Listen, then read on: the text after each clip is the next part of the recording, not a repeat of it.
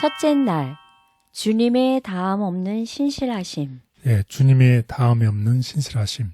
시편 78편을 공부할 겁니다. 주님께서는 언제나 어떻게 신실하지요. 그런데 주님의 이 카운터파트 되는 우리는 항상 어떻게 했나요? 반역한다는 거지.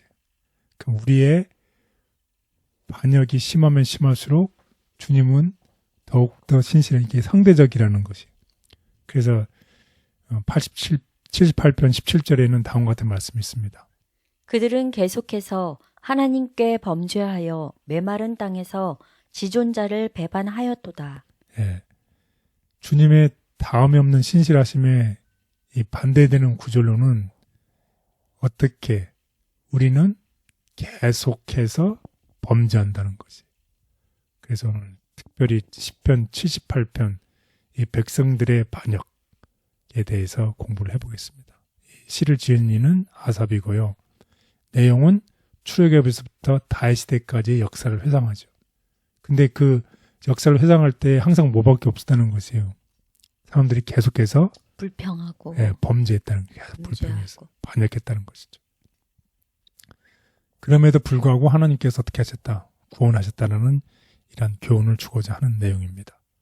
그래서 시편 78편 72절까지 있는데 1절에서 8절에서는 시편의 의도는 하나님께서 결국 그의 백성을 어떻게 인도하셨는지, 그리고 그러한 하나님을 우리는 왜 찬양을 해야 되는지, 그리고 결국 우리가 배워야 되잖아요. 우리 자녀들에게 우리 성들이 실수했던, 잘못했던, 반항했던 것을 어떻게 그렇게 하지 말아야 되는 것을 하기 위해서 이 시편을 기록했다는 것이.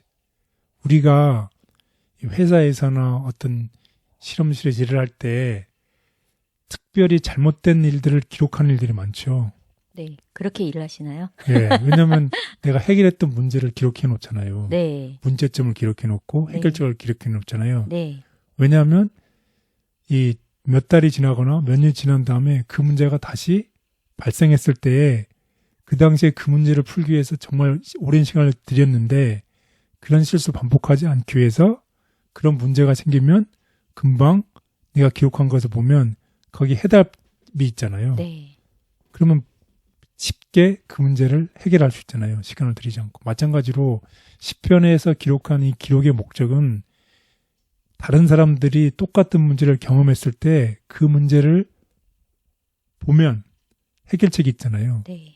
결국 기억이죠. 기억을 해내면 그 문제를 해결할 수 있기 때문에 했다는 거죠. 그것 때문에 기록된 것입니다. 그리고 이 9절에서 54절에는 하나님은 재앙을 애굽에 보내시고 또 역사가 있죠. 바다를 갈라놓으셨고 낮에는 무엇으로? 구름 기둥, 밤에는 불 기둥, 또 특별히 이 반석에서 뭘 내셨어요? 물 내셨어요. 참 신나는 이야기죠. 네. 이런 하나님의 놀라운 인도하신 역사를 기록하고 있어요. 그럼에도 불구하고 백성들은 어떻게 하나님께서 그들에게 빵과 고기를 줄 수 있다고 믿지 않았다는 것이. 이런 놀라운 기적이 있었음에도 불구하고.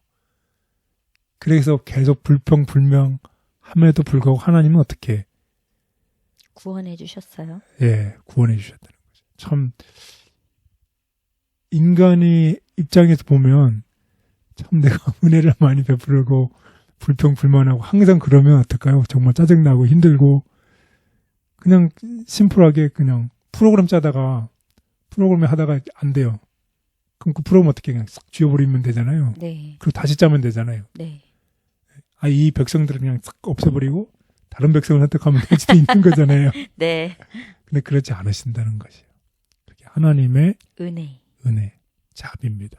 mercy, 우리가 이미 배웠죠? 자비. 예, 배웠습니다. 그리고 55절 64절에서는 가나안에 이제 정착하게 됐어요. 드디어 가나안 땅에 정착하게 됐는데 다시 거기서 어떻게 해요? 다시 또 무엇이 시작돼요? 반역이 시작되는 거지. 이제 새로운 땅, 가나안 땅에 가면 이제 그만해야 되는데 그 반역이 다시 시작된다는 것입니다. 그래서 하나님께서 그들을 다시 원수에게 넘겨주고 65세, 72세 되면 마침내 하나님께서 다윗을 통하여 자기 백성을 다시 구원하기 위해서 일어나시고 그는 목자를 불러서 백성을 목양하게 하는 이야기. 그리고 결국에는 이 반역이 계속됨에도 불구하고 하나님은 어떻게 하셨다는 것이에요? 신실하셨어요. 예, 신실하셨어요.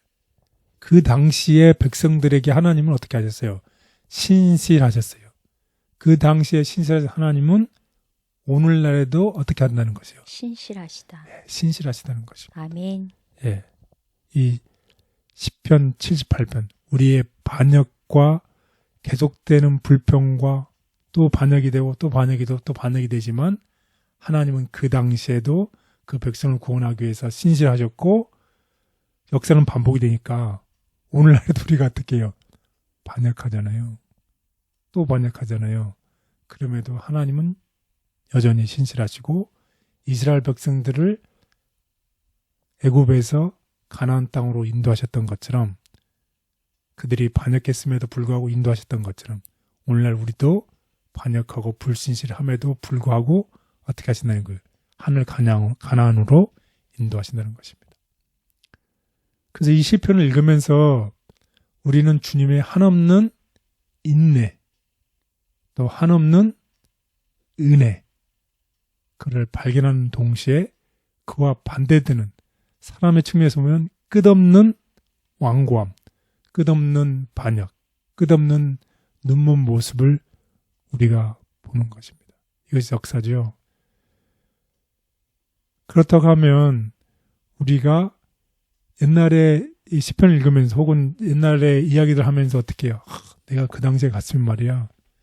이렇게 할 텐데. 예, 그렇게 하지는 않았을 텐데. 예. 라고 비판하기 쉽다는 것이에요. 그런데 과거 시대를 비판하기 전에 우리 자신을 어떻게 해야 된다는 것이에요. 돌아봐야 된다는 것입니다. 우리도 하나님의 정말 우리를 인도하신 놀라운 일을 잊고 또 하나님께서 요구하시는 언약의 요구를 소홀하고 있지 않는지 우리가 다시 한번 우리 자신을 살펴보고 이 과거의 역사를 통해서 우리가 다시 한번 하나님의 정말 끝없는 인내와 은혜 우리에게 베풀어 주시는 구원을 감사하는 우리 모두가 되기를 바라면서 우리 78편 읽어보도록 하겠습니다.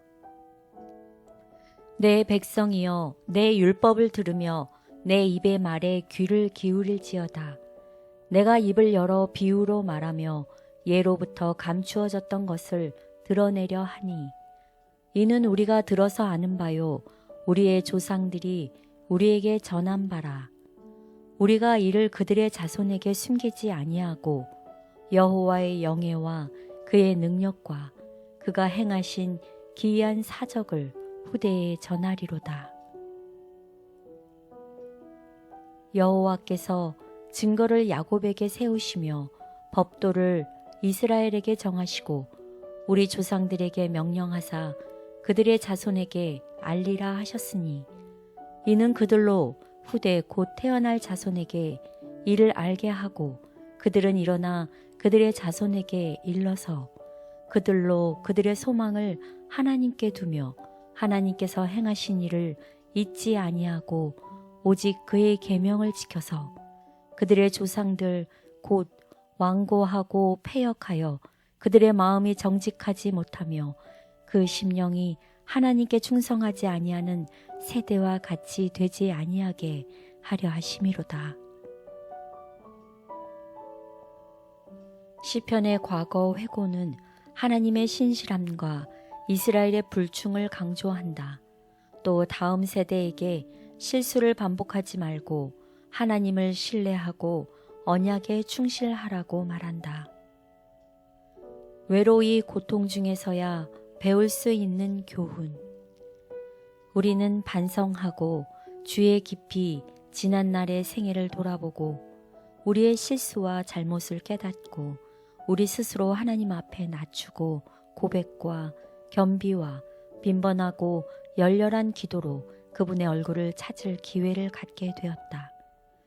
적극적인 활동에 종사하고 다른 사람들의 짐을 지고 많은 염려에 눌려있는 동안 우리는 반성하고 주의 깊이 과거를 돌아볼 시간을 찾거나 하나님께서 우리에게 배울 필요가 있다고 보신 교훈을 배울 수 없었다.